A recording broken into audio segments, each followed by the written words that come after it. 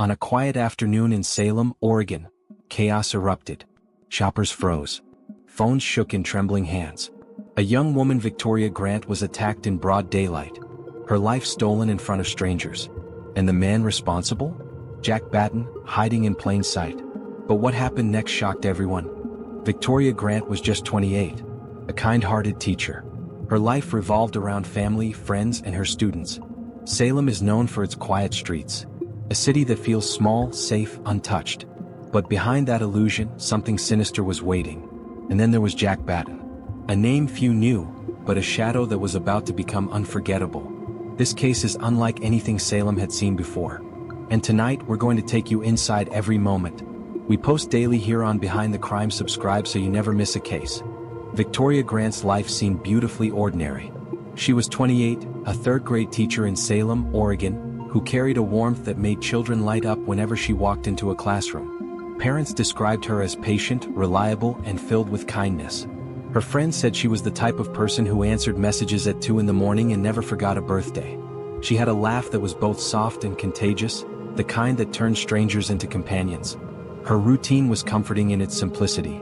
Each morning she stopped at the corner coffee shop on Liberty Street.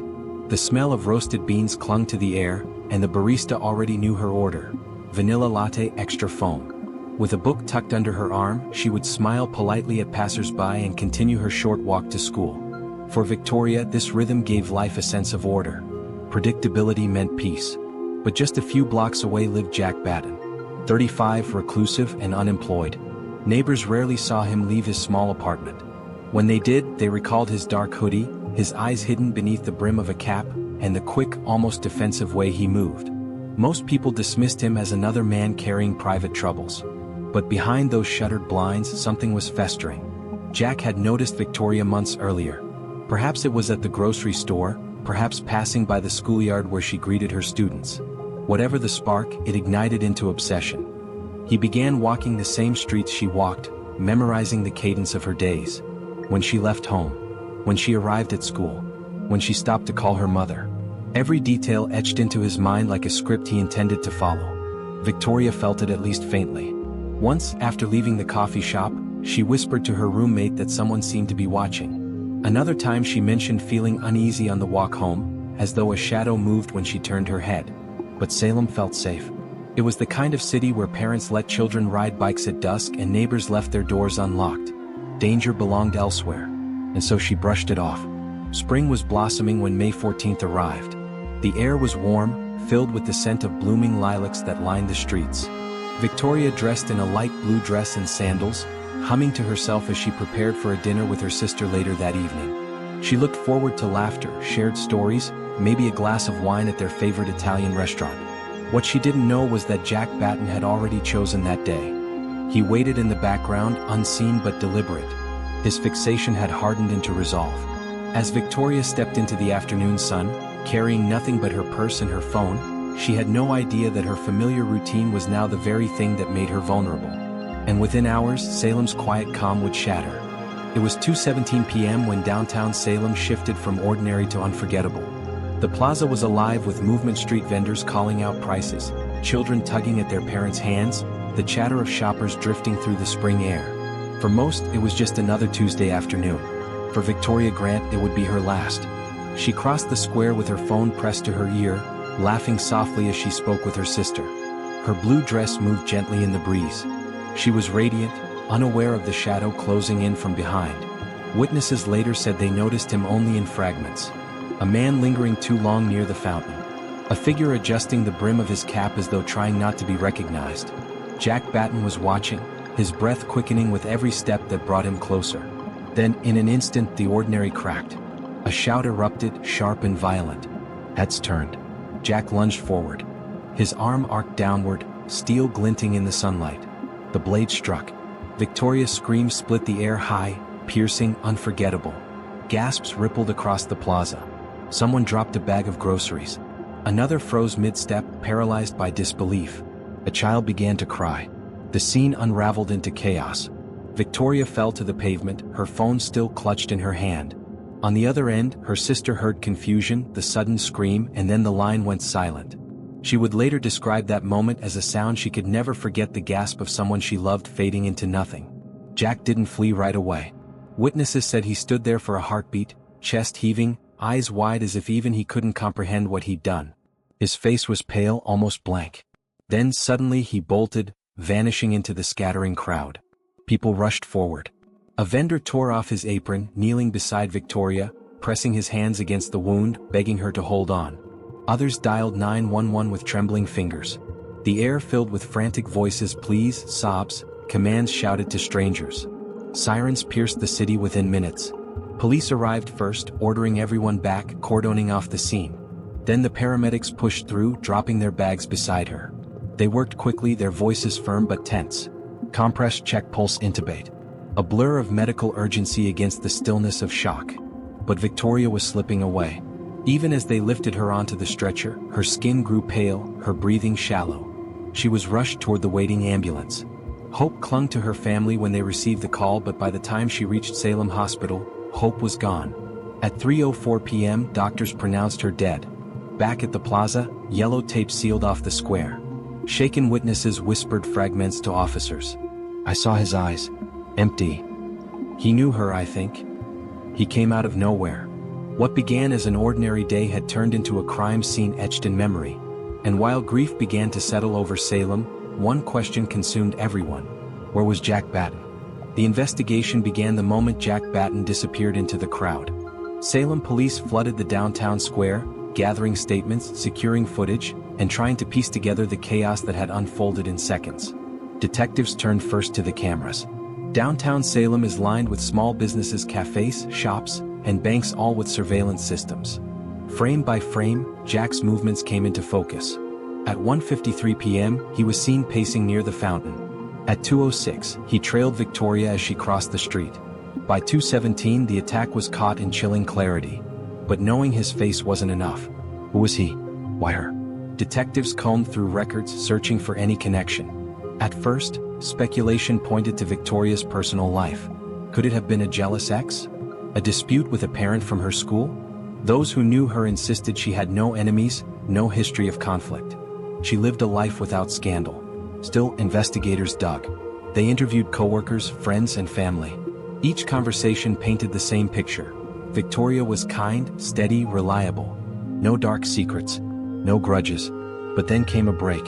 A witness, a young mother, recalled seeing Jack outside Victoria's school a week before the murder. He hadn't approached anyone. He just stood across the street watching. She brushed it off at the time, but now her memory carried weight. Detectives traced the images from the cameras through facial recognition databases. A name surfaced: Jack Batten, 35 years old, living just blocks away. A history of unemployment, minor run-ins with police, nothing violent, but neighbors described him as odd, withdrawn, and easily agitated. When officers entered his apartment, the true scope of his obsession emerged. Inside were journals, dozens of them filled with writings about Victoria. Some pages were simple notes about her clothing or her schedule. Others were darker, fantasies of control, anger when she didn't notice him, and sketches of her face over and over again. They found photographs too grainy, zoomed-in images clearly taken without her knowledge. This was no random attack. It was planned. The only missing piece was Jack himself. Tips poured in as news of Victoria's murder spread. Calls placed him in Portland. Others in Eugene. Each lead pushed detectives farther from Salem, but none confirmed his exact location. The city grew restless. Parents held their children closer. Women checked over their shoulders on evening walks.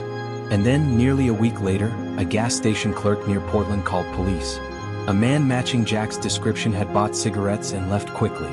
Surveillance confirmed it. Jack Batten was alive, on the move, and still dangerous. Detectives tightened their net, following every lead with growing urgency. But one question lingered, heavy and unanswered. How long had Jack been preparing for this moment? And how far was he willing to run to escape justice? The chase was on. 6 days after Victoria Grant's murder, the search for Jack Batten reached its climax. Detectives had followed a trail of sightings that stretched from Salem to Portland, each one a reminder of how quickly he could vanish into crowds. But this time the lead was solid. A gas station clerk recognized him. The grainy surveillance stills confirmed it. Jack had been hiding at a rundown roadside motel on the edge of Portland. On May 20th, just before dawn, police moved in. The motel was quiet, its neon sign flickering against the pale morning sky. Officers surrounded the building, weapons ready, radios crackling with coded commands. Every second mattered.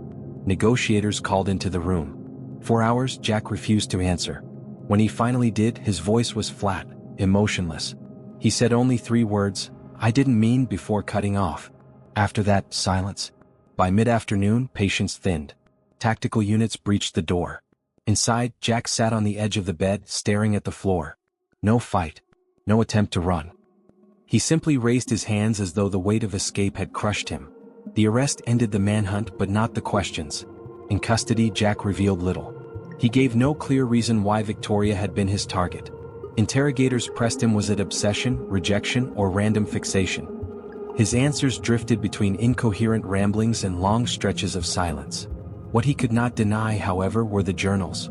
The writings, the photos, the evidence stacked against him painted a picture of obsession that had escalated into violence.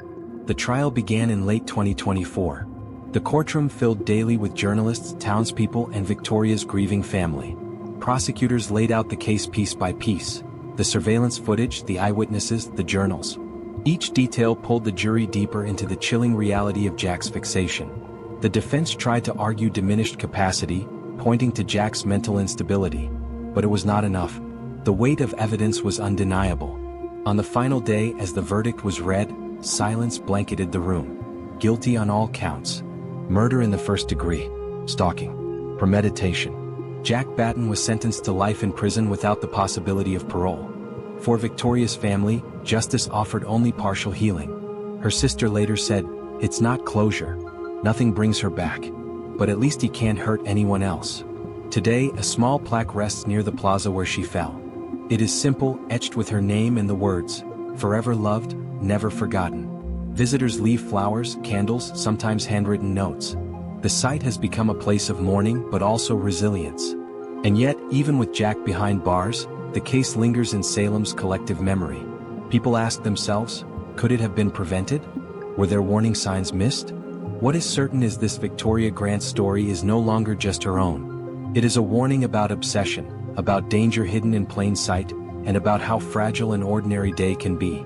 Jack Batten's behavior followed a disturbing pattern seen in cases of obsessive violence. Experts describe it as a parasocial fixation, a one-sided attachment where the victim becomes the center of the offender's fantasy world. Jack lived in isolation. No close friends. No meaningful work. No real connections. Into that void he placed Victoria. She became, in his mind, not just a person but a symbol. A figure to project his desires, frustrations, and anger onto. The journals revealed how his thinking shifted over time. At first, admiration. Notes about her clothing. Her smile. Her routine. But slowly those entries changed. Frustration appeared when she didn't notice him. Anger when she interacted with others. In Jack's mind, Victoria wasn't allowed independence, she belonged to the role he had created for her. This is the psychology of control. When reality doesn't match the fantasy, violence can erupt. For offenders like Jack, the act of murder is less about opportunity and more about reclaiming a sense of dominance over a life that feels out of their control. Clinical psychologists emphasize the danger of escalation. Stalking behaviors often begin with surveillance, watching routines, gathering information. Then comes intrusion, unwanted contact, showing up near workplaces or homes. When unchallenged, these behaviors can evolve into violence. In Jack's case, the warning signs were there. The silent watching outside her school. The growing fixation documented in private writings. But like many obsessions, it remained hidden until it was too late. Experts argue that cases like this underline the importance of early intervention. When someone expresses fear of being followed or watched, it should never be dismissed.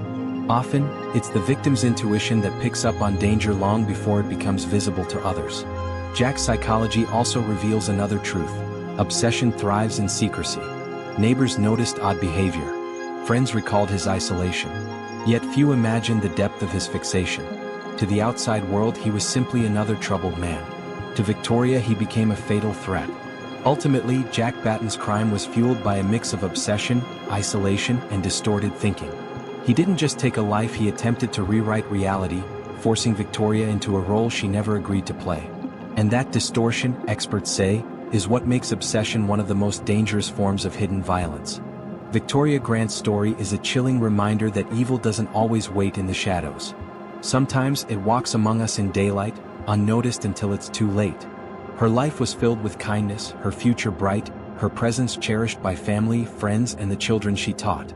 But in a single violent moment, everything was taken by a man consumed by obsession and silence. Jack Batten may now spend the rest of his life behind bars, but the questions he leaves behind linger. Could this tragedy have been prevented? Were the warning signs too easy to ignore? For Salem, the plaza where Victoria fell is no longer just a public square. It is a scar, a place that reminds everyone how fragile safety can be. For her family, justice is only partial. They live with a wound that can never fully heal. And for us, her story demands reflection. How many others live in the shadow of obsession right now? How many warning signs go unseen until it's too late? If this case moved you, subscribe to Behind the Crime and join us tomorrow as we uncover another chilling mystery. But before you go, we want to hear from you. Why do you think Jack Batten chose Victoria? Was it chance, or was she always his target? Share your thoughts in the comments below. Because sometimes the answers lie not in the evidence, but in the questions we dare to ask.